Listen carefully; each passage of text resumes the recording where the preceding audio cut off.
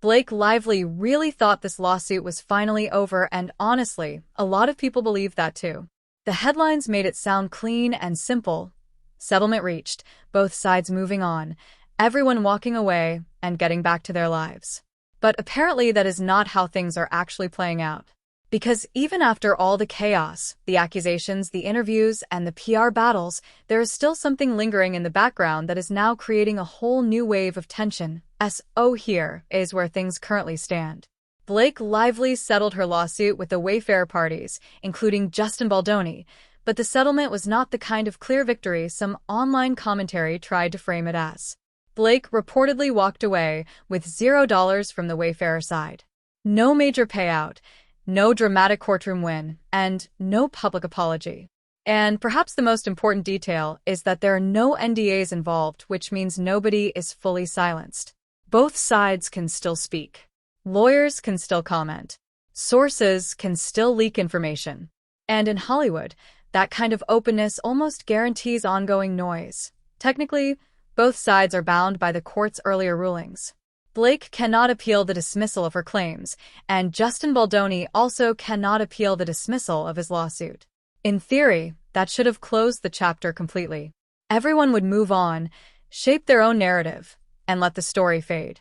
But instead, Blake's legal team appears to have decided to keep one issue alive, and that is where confusion starts to grow.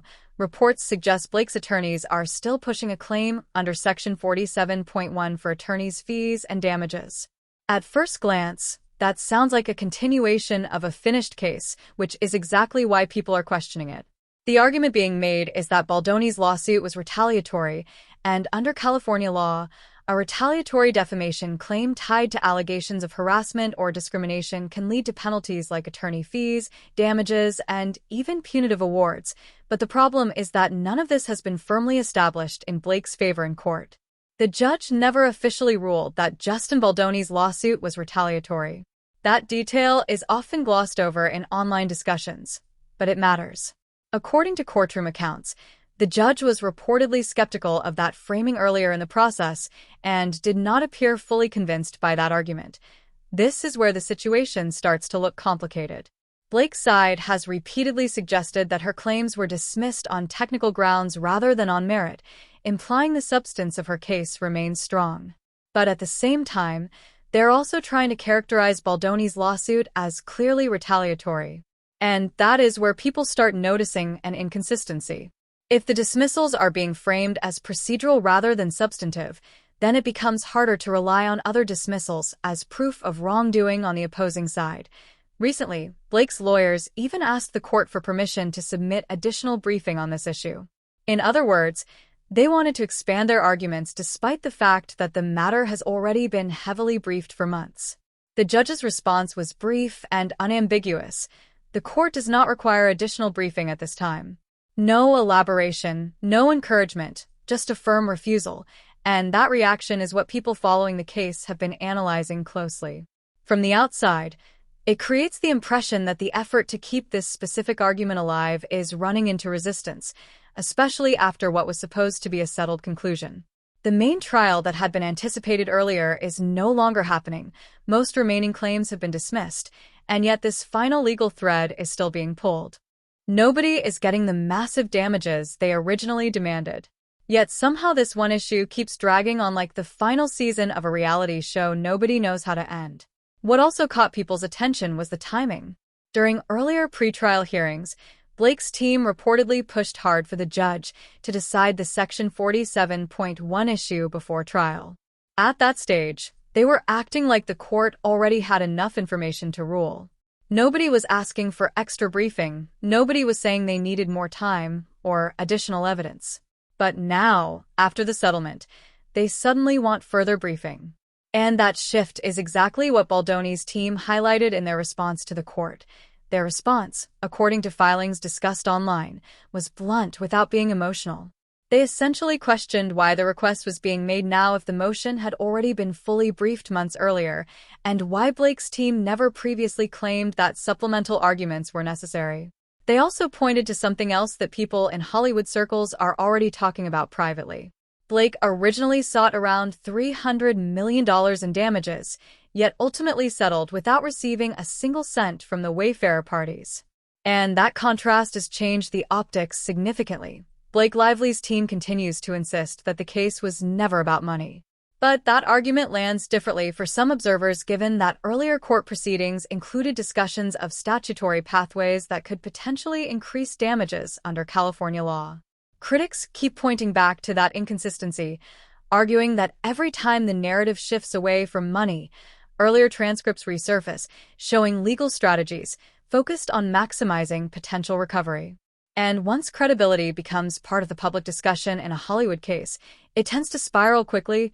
Blake's lawyers are now relying heavily on Section 47.1, framing it as a statute designed to protect individuals who speak out about harassment or retaliation. In principle, the argument is straightforward. People should be able to report misconduct without fear of being silenced through retaliatory lawsuits. Most observers agree with that general idea. The real dispute is whether this specific case actually meets that legal threshold, because the key issue remains unchanged.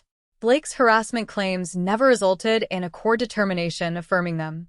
They were dismissed and settled without a trial verdict. There was no jury finding, no judicial ruling explicitly confirming retaliation by Justin Baldoni, and no formal legal conclusion establishing that narrative. According to those following the hearings closely, the judge appeared very aware of that distinction throughout the proceedings. At one point, reports suggest Blake's side wanted the court to essentially pre-decide that Baldoni's lawsuit qualified as retaliatory under the statute, leaving only damages for a jury to consider later. But from descriptions of those hearings, the judge seemed reluctant to make such a sweeping determination without a full trial record. That hesitation is part of why the renewed request for additional briefing has drawn attention. The Wayfarer parties responded by pointing out the inconsistency in timing.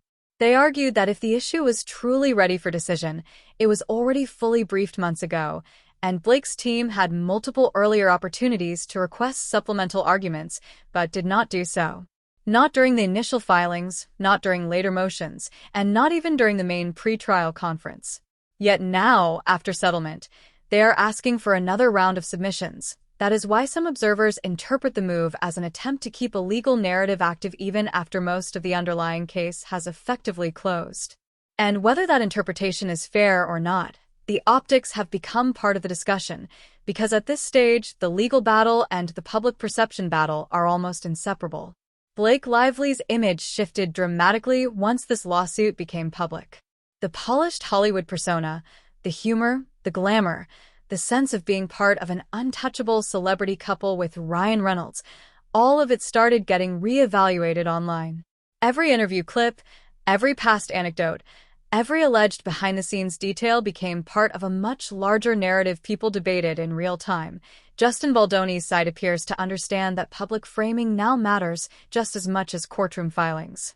That is why they emphasize the settlement details, especially the fact that no money changed hands between the parties. In celebrity disputes, financial outcomes are often used as shorthand for who prevailed. A payout is interpreted as validation, while the absence of one raises questions, especially when earlier headlines involved extremely large damages.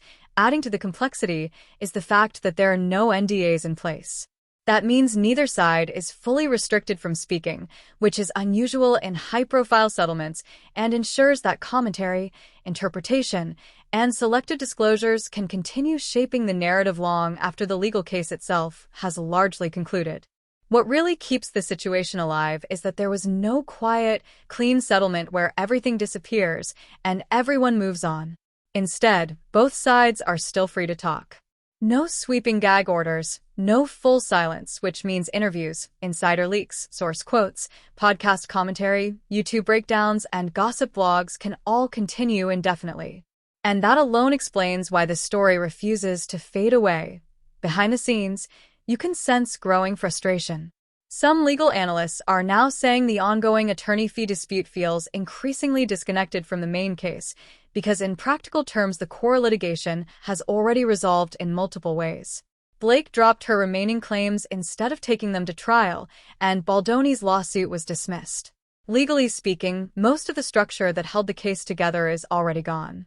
Yet the arguments continue as if the broader conflict is still actively being fought, even if only on paper. One detail that stood out was the contrast in tone between Blake's legal filings and the judge's actual rulings. Blake's team has used very strong language, describing Baldoni's lawsuit as exactly the kind of retaliatory action California's legal protections were designed to prevent. The wording is sharp, direct, and highly assertive. But the judge has never used anything close to that level of characterization. That gap matters because judges tend to signal their thinking carefully through language. And when the court avoids strong moral framing, it often suggests a more limited or technical view of the dispute rather than a sweeping judgment about wrongdoing. That disconnect has become more noticeable over time. On one side, Blake's public legal messaging sounds confident and morally certain. On the other, the actual rulings remain restrained, procedural, and tightly grounded in legal standards rather than broad conclusions. The longer this continues, the more that difference stands out to observers following the case. Meanwhile, online commentary has fully taken over the narrative. Every filing becomes a headline, every denial becomes a setback story, and every procedural move is interpreted as a win or loss depending on perspective. In celebrity legal battles, perception moves faster than facts, and once audiences start sensing instability or contradiction, speculation fills in the gaps almost immediately. At this point, the legal case may be winding down, but the reputation battle feels like it has entered a separate phase entirely. People are no longer only debating what happened in court. They are now questioning strategy, intent, credibility, and whether the entire approach has backfired in ways neither side anticipated. Early on, many people instinctively supported Blake because of the nature of the allegations, which is a common pattern in high-profile cases.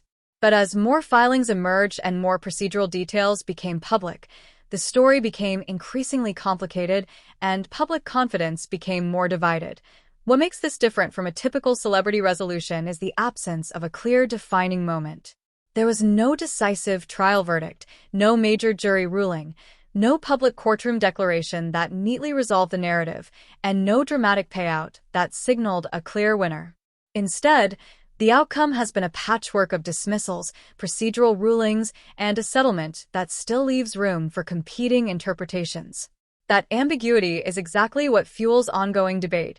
Now the attorney fee dispute has become the final visible front of the conflict. From an outside perspective, it almost looks like one side is trying to preserve a broader narrative of vindication, while the other is trying to frame the matter as already concluded.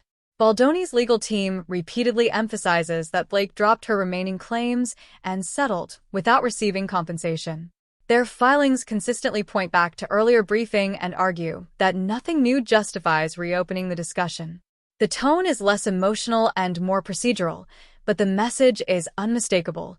This should already be over. That framing appears to be resonating with some observers, especially after the judge's recent response, which was unusually brief and direct. The court simply stated that it does not require additional briefing at this time. No elaboration, no invitation for expansion, just a firm procedural boundary. While that does not decide the fee issue itself, it does signal that the court is not eager to extend the dispute any further than necessary. For Hollywood watchers, every one of these signals matters, because in this industry, legal outcomes and public perception are tightly intertwined. Even subtle judicial wording gets interpreted as momentum or warning. And right now, the overall impression is one of a case that is technically resolving, but still echoing loudly in public conversation far beyond the courtroom itself. In this industry, perception is everything. Studios care about perception, brands care about perception, fashion houses care about perception, and even friendships in Hollywood can quietly shift based on how someone is viewed publicly. Once a person becomes associated with constant controversy, people often start stepping back without ever saying it openly. That is why so much attention has been placed on Blake Lively's recent public appearances. Every red carpet moment gets examined like it carries hidden meaning, every smile gets interpreted, and every interaction between her and Ryan Reynolds turns into days of online debate. The internet also tends to fixate on the contrast between image and vulnerability, which is part of why this story expanded far beyond legal reporting. Blake and Ryan were long seen as one of Hollywood's untouchable couples, admired for their humor, charm, and social presence. But once public perception begins to shift, audiences start scrutinizing everything. Old interviews resurface, past rumors get recycled, and former collaborators are pulled back into discussion. It turns into a cycle where every detail is reinterpreted through the lens of the current narrative. Because there are no NDAs in this situation, the story is able to keep feeding itself. Both sides can still speak, sources can still leak information, and commentators continue breaking down filings and developments in real time. Social media then amplifies every small update into a larger debate, effectively turning the situation into an ongoing public trial alongside the legal one. At this point, the courtroom almost feels secondary to the broader perception battle playing out online. That is also why the attorney fees dispute has taken on added significance for Blake's side. Even if the financial outcome is limited, a court ruling that frames Baldoni's lawsuit as retaliatory would provide a powerful narrative win. It would offer a clear statement they could point to after months of increasingly fragmented coverage and shifting interpretations. However, that kind of resolution has not arrived. The most recent development saw the judge reject additional briefing, while Baldoni's team questioned why Blake's side is now seeking further arguments after previously treating the issue as fully ready for decision. In celebrity legal disputes, timing and optics often matter as much as the legal substance itself, and that contrast has become part of the public conversation as well. Now attention is focused on what happens next. Whether the court rules based on the existing record, whether Blake's team continues to pursue the issue, or whether the matter gradually fades without a decisive moment remains unclear. What is clear, however, is that the situation has not concluded in the clean, final way many might have expected at the outset. And in Hollywood, when resolution is unclear, public interpretation tends to fill the gap, and that can shape reputations long after the legal process itself has ended.